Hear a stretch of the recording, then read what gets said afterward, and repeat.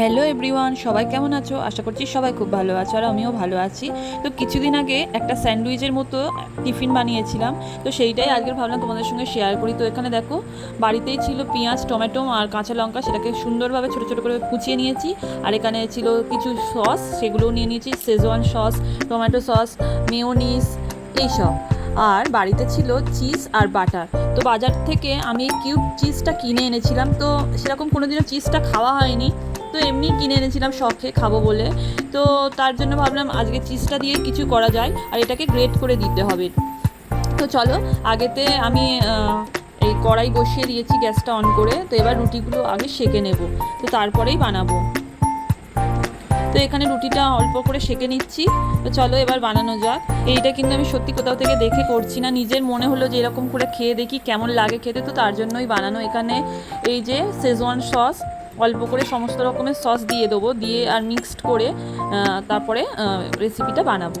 তো দিয়ে দিলাম শেজওয়ান সস, ওটা যেহেতু একটু ঝাল মতো তাই অল্পই দিলাম। তারপরে দিয়ে দিলাম টমেটো সস। আর এতে ক্যাপসিকাম থাকলে আরও ভালো লাগতো, কিন্তু ক্যাপসিকামটা বাড়িতে ছিল না বলে দেওয়া হয়নি। তারপরে দিয়ে দিলাম মেয়োনিজ। আমি যেরকমভাবে করছি তোমরাও ট্রাই করে দেখতে পারো, ভালো লাগবে খেতে। তো চলো, এগুলো সব দিয়ে দিয়েছি, এগুলোকে ভালো করে মিক্সড করে নিই। তো এই যে মিক্সড করে নিচ্ছি চামচের সাহায্যে। দেখো আমি খুব সুন্দর করে মিক্সড করে নিলাম, আলাদা করে কোনো নুন টুন কিছুই দিলাম না, কারণ সসেতে সব কিছুই থাকে। তো এবার এই মিক্সারটা আমি এই রুটিতে দিয়ে দিলাম, পাউরুটির ওপরে সুন্দরভাবে দিয়ে দেবো। আমি যেরকমভাবে বানাচ্ছি তোমরাও কিন্তু বাড়িতে এরকমভাবে বানাবে, ভালোই লাগবে খেতে। আর সবজিটা কুচিয়ে দিয়েছিলাম, আর এইটা যদি স্যান্ডউইচ মেকারে দিয়ে দিতাম আরও সুন্দর হতো খেতে। তো আমরা এমনিই খেয়েছি, তো এরকমভাবে তো স্যান্ডউইচ খাই না, তবুও এরকমভাবে খেয়েও ভালো লাগলো। আর এই চিজটা আমি অনেক দিন ধরেই কিনে রেখেছি, কিন্তু কোনো কিছুতে খাওয়া হচ্ছে না, একেবারে নতুন। তো ভাবলাম আজকে স্যান্ডউইচে দিয়ে খাই। অনেকটা পিৎজার মতোও লাগলো, অনেকটা স্যান্ডউইচের মতো।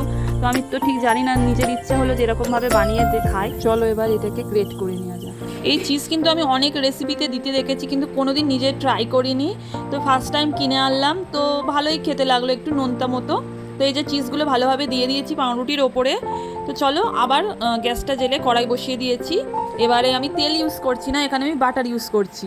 তো অল্প করে বাটার দিয়ে দিলাম, তারপরে চারিদিকে বাটারটাকে খুব সুন্দরভাবে লাগিয়ে নিলাম, যাতে দুটো রুটি ভালোভাবে বাটারে সেকা যায়।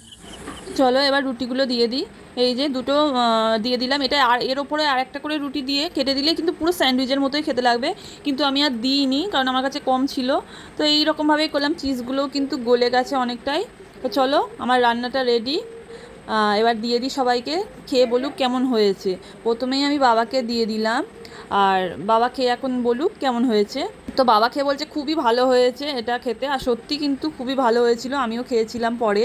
আর এই যে মাকে দিয়ে দিয়েছি, আর আমার মেয়েও খাবে খাবে করছে। তো এই রেসিপিটা তোমরাও ট্রাই করে দেখতে পারো, অবশ্যই ভালো লাগবে।